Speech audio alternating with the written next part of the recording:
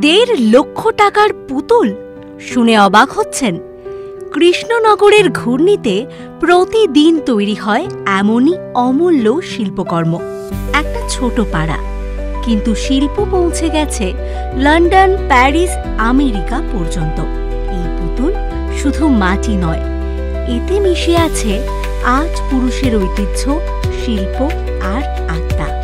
রাজাদের পৃষ্ঠপোষকতায় শুরু, আজও 150 পরিবার শিল্প ধরে রেখেছে ঘূর্ণিতে। ঘূর্ণি কৃষ্ণনগরের আনন্দময়ীতলা সংলগ্ন শিল্পীপাড়া, পালপাড়া। এখানে প্রতিটি গলি যেন এক একটি পুতুল তৈরির পাঠশালা। 10 টাকার ছোট্ট পুতুল থেকে শুরু করে 1.5 লক্ষ টাকার বিশাল মূর্তি। এখানকার প্রতিটি পুতুলের পিছনে লুকিয়ে আছে বছরের পর বছর পরিশ্রম, নিখুঁততা আর ঐতিহ্য। 1728 সালে নদিয়ার রাজা কৃষ্ণচন্দ্র ঢাকা ও নাটোর থেকে নিয়ে এলেন একদল মৃৎশিল্পী। প্রথমে উদ্দেশ্য ছিল শুধুই দুর্গা প্রতিমা বানানো, কিন্তু দুর্গাপুজো তো বছরে একবার, বছরের বাকি সময় কি করবেন তারা?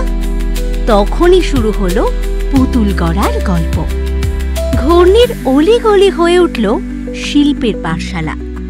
1851 সালে লন্ডনের এক্সিবিশনে শ্রীরাম পালের মূর্তি প্রথম আন্তর্জাতিক সম্মান পায়।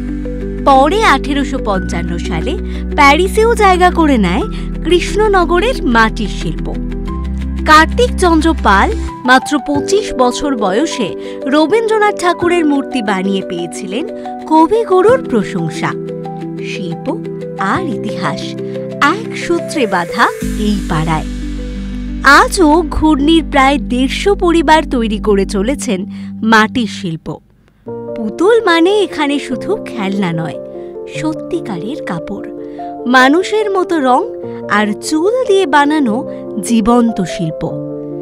জলঙ্গির মাটি একসময় ছিল প্রাণ, কিন্তু এখন পাড় ভেঙে যাওয়ায় তা সহজলভ্য নয়।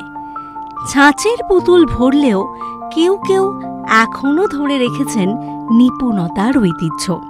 ঘূর্ণি যেতে হলে কৃষ্ণনগর স্টেশন হয়ে নতুন বাজার গিয়ে পা রাখুন পুতুলপট্টিতে। বাড়ি, উঠোন, দোকান সবটাই যেন এক চলন্ত আর্ট গ্যালারি। প্রতিটি পুতুলে লুকিয়ে আছে 8 পুরুষের গল্প।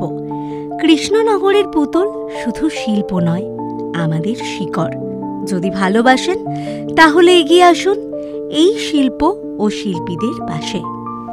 আর এরকম আরও অনেক ভিডিও দেখার জন্য নজর রাখুন আমাদের চ্যানেলে। পাশে থাকা বেল আইকনটি ক্লিক করতে ভুলবেন না।